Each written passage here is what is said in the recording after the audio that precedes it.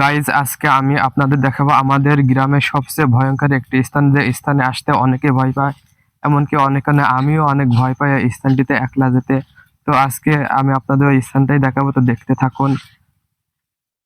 তো আমি এখন সাইকেল চালিয়ে চলে যাচ্ছে আমাদের সেই গ্রামের সেই স্থানটি, যে স্থানটিতে আসতে অনেকে ভয় পায় এবং কি খুব খারাপ এই স্থানটি। সাইকেল চালিয়ে আমি এখন যাচ্ছি, তো আমি প্রায় পৌঁছে গিয়েছি সে আমাদের গ্রামের সেই ভয়ঙ্কর স্থানটিতে, যেখানে আসতে অনেকে ভয় পায়। প্রায় পৌঁছে গিয়েছে এবং আপনাদের এখনই আমি দেখাবো, তো ভিডিওটি দেখেন, অবশ্যই পুরোটাই দেখেন। আর আমি নতুন, আমার চ্যানেলটিকে সাবস্ক্রাইব করে দেবেন, এবং নতুন হওয়ার কারণে আমার ভিডিও কোয়ালিটি সেমন ভালো করতে পারেন সেই জন্য আমি দুঃখিত। তো সকলে দেখতে থাকুন এবং আমাকে সাপোর্ট করবেন। এসে পৌঁছে গিয়েছে আমাদের গ্রামে সেই ভয়ঙ্কর স্থানে। ওই আমার পেছনে ওই যে বাগান দেখতে পাচ্ছেন, ওই বাগান এবং এই ব্রিজটা, এখানে অনেকে আসতে ভয় পায় এবং এর ইতিহাস সম্পর্কে আজ আমরা কম বেশ জানার চেষ্টা করব। এখানকার একটা ছোটখাটো একটি ইতিহাস আছে, সেটি আজকে জানার চেষ্টা করব। এই স্থানটি ভয়ঙ্কর হওয়ার পেছনে প্রধান দুইটি কারণ আছে। একটি হচ্ছে এখানকার চারিপাশটাই বাগান, আর বাগানের মাঝখানে আছে একটি শ্মশান, যেখানে হিন্দুদের কবরস্থান, হিন্দুদের ওখানে দাফন করা হয়। তো আজকে দেখতে থাকুন, কম বেশ এটা নিয়ে আমি আজকে আলোচনা করব। আস্তে আস্তে সে বাগানের একেবারে ধারে চলে আসলাম, অর্থাৎ যেখানটাকে শ্মশান বলা হতো। যে আমার পেছনে ওই যে যে পুকুরটা দেখতে পাচ্ছেন, গোল পুকুর, এই পুকুরটিকে একসময় বলা হতো নাকি শ্মশান। এখানে নাকি হিন্দুদেরকে পুড়িয়ে ফেলে দেওয়া হতো।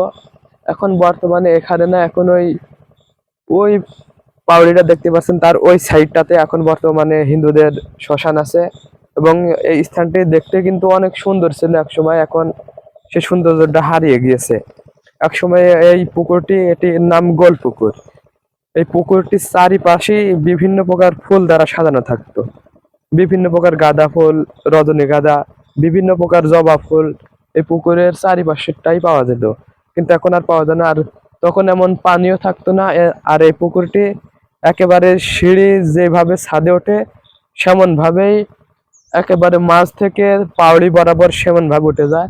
এখন সেমন পাওয়া যাচ্ছে না। দেখতে পাচ্ছেন পুকুরের চারিকোলটাই উঁচু আর মাঝখানটা দোব। আগে কিন্তু সেমন ভাবে ছিল, আর বেশ সুন্দর লাগতো তখন। এখন আর সেই আগের সৌন্দর্যটা পাওয়া যায় না।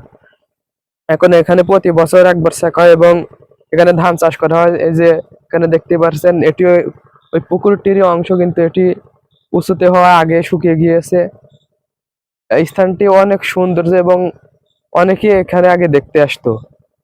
এই জায়গার ভয়ঙ্কর হচ্ছে বাগানের জন্য, আর ওই শ্মশানটার জন্য বেশি ভয়ঙ্কর। এখানে সহজেই কেউ আসতে চায় না, একা অনেকেরই ভয় করে, আমিও ভয় করি। এক সময় ওই গোল পুকুরটিতে মানুষকে, হিন্দুদেরকে মরে যাওয়ার পর দাফন করা হতো। এখন বর্তমানে ওখানে আর দাফন করা হয় না। এখন ওই যে আমার পেছনে আপনারা দেখতে পাচ্ছেন, ওটা একটি হিন্দু মেয়ের একটি কবর, এবং এখন ওই সাইডেই দাফন করা হয়। আর আগে নাকি ওই সাইডে সেই গোল পুকুরটিতে দাফন করা হতো। ওই যে কলা গাছগুলো দেখতে পাচ্ছেন, ওই কলা গাছগুলোর পাশে। কিন্তু এখন আর ওখানে দাফন করা হয় না। এমনকি আমরা ছোট থাকতে ওখানে কোনোদিন দাফন করতে দেখিনি, কিন্তু মানুষের মুখে শুনেছি। এখন বর্তমানে তাদেরকে ওই ওই পাড়টাতেই দাফন করা হয়। এই পাড়টা এখন মাছ চাষ হয় এবং প্রতি বছর একবার সেচ হয়, এবং এখানে ধান সেচার পরে ধান চাষ করা হয়। তো বন্ধুরা, আজকের ভিডিওটি এই পর্যন্তই।